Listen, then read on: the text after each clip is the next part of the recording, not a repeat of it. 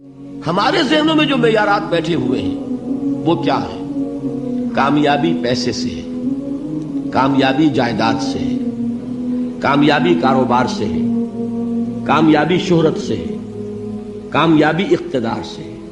یہ معیارات ہیں. جو جتنا دولت مند اتنا کامیاب، جو جتنا مشہور اتنا کامیاب، جو جتنا پاپولر اتنا کامیاب، جو حکومت پر پہنچ گیا کامیاب، جس نے بڑا کاروبار جما لیا کامیاب، جس نے بہت جائیداد بنا لی کامیاب. یہی ہے اصل میں ساری بس کی گانٹھ. جو تصور کامیابی کا ہوگا اسی کے مطابق آپ کی بھاگ دوڑ ہوگی، اسی کے لیے جد و جہد ہوگی، اسی کے لیے توانائیاں صرف ہوں گی، اسی کے لیے دن رات کی مشقت ہوگی. یہ ہے اصل شے جس کی یہاں نفی ہو رہی ہے. کامیابی دولت سے نہیں، کامیابی شہرت سے نہیں، کامیابی اقتدار اور طاقت اور حکومت سے نہیں، بلکہ کامیابی ہے ایمان سے، عمل صالح سے، تواصی بالحق سے، تواصی بالصبر سے.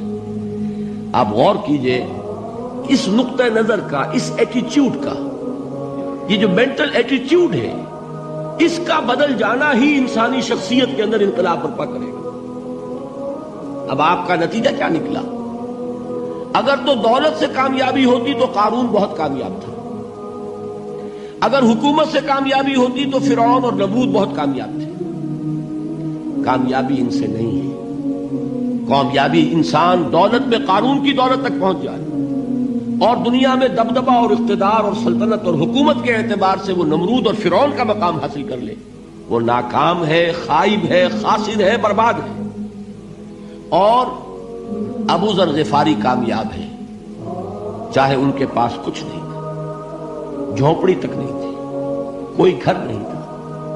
حضور نے فرمایا ہے اللہ کے کچھ بندے ایسے ہوتے ہیں جو کسی محفل میں جانا چاہیں تو انہیں اجازت نہ ملے، جو کہیں اگر رشتہ کرنا چاہے کوئی ان سے رشتہ کرنے کو تیار نہ، کہیں کوئی سفارش کرنا چاہے تو ان کی کوئی بات ہی نہ سنے.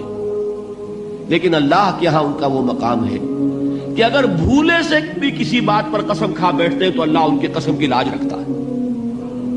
یہ ہے فرق. یہ جان لیجیے اچھی طرح. اس بات کا مان لینا آسان، اس پر سبحان اللہ کہنا آسان، لیکن اس کے مطابق آپ کے اپنے ذہن کا بدل جانا بہت مشکل. اس لیے کہ ہم متاثر ہوتے ہیں اپنے ماحول سے. وہ بڑا محل ہے، دیکھ کر ایک دفعہ جھجری آتی ہے، وہ بڑی سی 20 فٹ لمبی کار سناٹے کے ساتھ آپ کے پاس سے گزر گئی. ایک دفعہ اعصاب کے اندر ارتعاش ہوتا ہے، محسوس ہوتا ہے بڑے یہ نصیبے والے لوگ ہیں، بڑے خوش نصیب، بڑے کامیاب. حالانکہ کچھ معلوم نہیں کہ یہی سب سے بڑی بد نصیبی ہو سکتا ہے کہ یہی سب سے بڑی ناکامی ہو. اگر ذہنوں میں یہ بات بیٹھ جائے کامیابی کس شے سے. یہی وجہ دیکھیے قرآن مجید میں بارہا آپ دیکھیں اولئک هم المفلحون، یہ ہے لوگ کامیاب ہونے والے. آج یہ آپ نے نماز میں وہ آیات سنی، یا ایھا الذین آمنوا ارکعوا واسجدوا واعبدوا ربکم وافعلوا الخیر لعلکم تفلحون. اے ایمان والو، رکوع کرو، سجدہ کرو، اپنے رب کی پرستش اور بندگی کرو اور اچھے کام کرو تاکہ تم کامیاب ہو جاؤ. تو کامیابی کن چیزوں سے ہے؟ یہ ہے سب سے بڑا سبق. یہ ہمارے دل میں اگر بات بیٹھ جائے، ٹھک جائے، تو زندگی بدل جائے گی. صبح و شام بدل جائیں گے، نقشے بدل جائیں گے، بھاگ دوڑ کا رنگ بدل جائے گا، ویلیو سٹرکچر بدل جائے گا. آج وہ ایک چیز نہایت اہم نظر آ رہی ہے، کل نہایت غیر اہم نظر آئے گی. جیسے کہ حضور کی حدیث ہے مالی ولی الدنیا، مجھے تمہاری اس دنیا سے کیا سروکار ہے. انما مثلی کراکب استظل تحت شجرۃ ثم راح فترکها، میری مثال تو اس سوار کی سی ہے جو تھوڑی دیر کے لیے ایک درخت کے سائے میں ٹھہرتا ہے سستانے کے لیے، پھر وہ اپنا راستہ لیتا ہے. اسے اس درخت سے مستقل تعلق اس کا نہیں ہے، وہ اس کا گھر نہیں، وہ اس کی منزل نہیں. اسی طرح یہ دنیا میرا گھر نہیں ہے. اب دیکھیے ہم کہتے ہیں انا للہ و انا الیہ راجعون، ہم تو مسافر ہیں، ہم اللہ کے پاس سے آئے، اللہ کی طرف ہمیں لوٹ جانا ہے. کن فی الدنیا کانک غریب و عابر سبیل، حضور فرماتے ہیں دنیا میں ایسے رہو جیسے کہ تم اجنبی ہو یا راہ چلتے مسافر ہو. لیکن یہ طرز عمل کب ہوگا؟ جبکہ یہ آیت ہمارے ذہنوں کے اندر بیٹھ گئی ہو. والعصر ان الانسان لفی خسر الا الذین آمنوا وعملوا الصالحات وتواصوا بالحق وتواصوا بالصبر. یہ ہے اصل بات جو میں نے عرض کیا تھا کہ میں بتاؤں گا صحابہ کیوں ایک دوسرے کو یاد دلاتے تھے.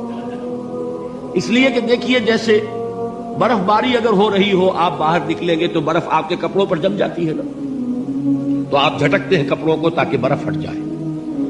ہمارے ایمان پر اس دنیا میں رہتے ہوئے جب ہم متاثر ہوتے ہیں ماحول سے تو گردہ آ جاتا ہے، برف پڑ جاتی ہے. اس کو جھٹکتے رہنے کی ضرورت ہے، اور وہ جھٹکنے کی بہترین اور مؤثر ترین شکل یہی ہے کہ یاد رکھو کامیابی ان چیزوں سے نہیں ہے. چمک دمک جو ہے دنیا کی، یہ ساری چمک دمک جو تمہیں رجھا رہی ہے، جو تمہیں اپنے اندر گم کیے ہوئے ہے. یہ لفظ گم پر اقبال کا وہ شعر یاد آ گیا کہ کافر کی یہ پہچان کے آفاق میں گم ہے، اور مومن کی یہ پہچان کے گم اس میں ہے آفاق. تم گم نہ ہو کر رہ جاؤ، اس میں مبہوت نہ ہو کر رہ جاؤ، مرعوب نہ ہو کر رہ جاؤ. دنیا ہی کی محبت تمہارے اوپر ڈیرے نہ ڈال دے، تمہارے دلوں کے اوپر مسلط نہ ہو جائے. لہذا تازہ کرتے رہا کرو والعصر ان الانسان لفی خسر الا الذین آمنوا وعملوا الصالحات وتواصوا بالحق وتواصوا بالصبر. پھر یاد کر لو، پھر تازہ کر لو اپنے اس یقین کو کہ کامیابی دولت سے نہیں، کامیابی ثروت سے نہیں، کامیابی اقتدار سے نہیں، کامیابی شہرت سے نہیں، کامیابی جائیداد سے نہیں. کامیابی ہے ایمان سے، کامیابی ہے عمل صالح سے، کامیابی ہے تواصی بالحق سے، کامیابی ہے تواصی بالصبر سے. یہ چار چیزیں ہیں کہ جو کامیابی کے لوازم